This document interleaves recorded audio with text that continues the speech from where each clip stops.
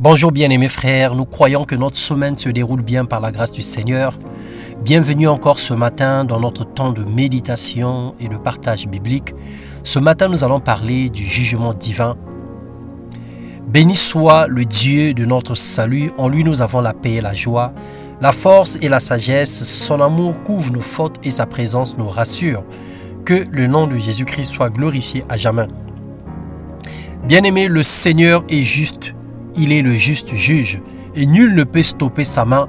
Lorsque le Seigneur décide de faire son jugement, aucune personne ne peut s'interposer entre Dieu et notre situation pour pouvoir établir un verdict.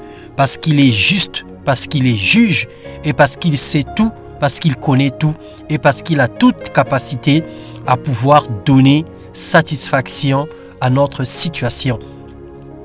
Dans Ésaïe, le chapitre 26, le verset 20 au verset 21, la Bible déclare « Va, ô mon peuple, et entre dans ta chambre. Sur toi, ferme la porte, cache-toi un instant, le temps que passe la colère. Car l'Éternel va sortir de sa résidence pour faire payer leurs péchés aux habitants du monde. » Bien-aimé, il y a un jour pour la colère de Dieu. Mais ce jour est précédé par le retour de Jésus-Christ. Avant cela, le Seigneur exerce ses jugements tous les jours dans nos vies au travers des diverses situations que nous rencontrons. Dieu, créateur du ciel et de la terre, ne fait rien sans avertir son peuple. Par amour, il nous prévient de tous les malheurs qui pourraient subvenir dans nos familles et dans notre environnement. La source première de la colère divine est le mal, puis la persécution des saints. L'accroissement du péché attire la fureur de Dieu sur les peuples rebelles et méchants.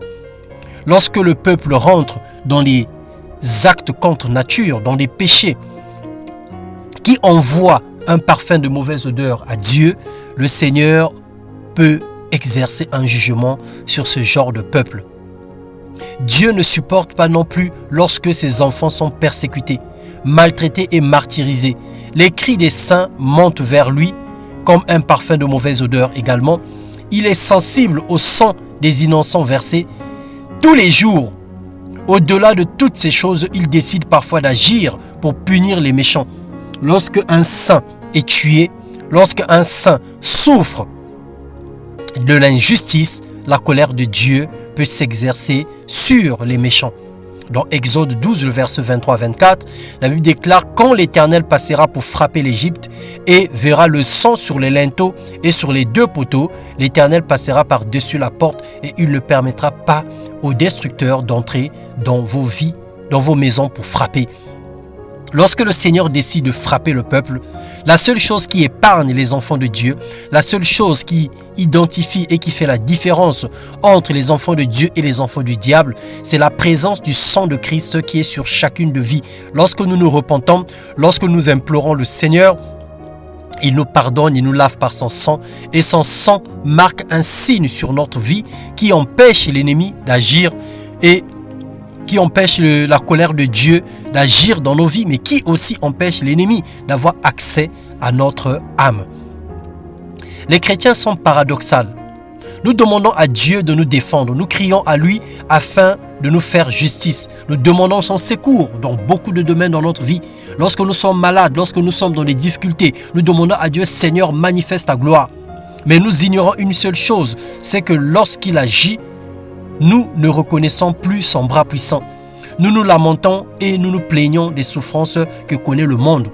Aujourd'hui, si tu demandes à Dieu d'exercer le jugement sur les injustices que tu subis, et si la conséquence du jugement de Dieu permettra à ce que un membre de ta famille meure pour que tu sois libéré, alors l'amour de Dieu ou le jugement de Dieu doit s'exercer en ta faveur parce que le Seigneur t'aime.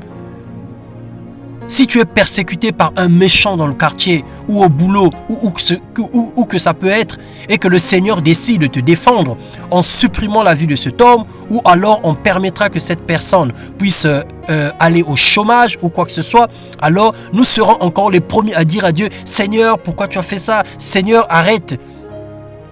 Mais alors laissons Dieu faire son œuvre pour les saints. Cachons-nous un moment jusqu'à ce que sa colère passera. La bonne attitude, c'est de se cacher, de laisser Dieu faire. Lorsque Dieu a frappé les premiers-nés de l'Égypte,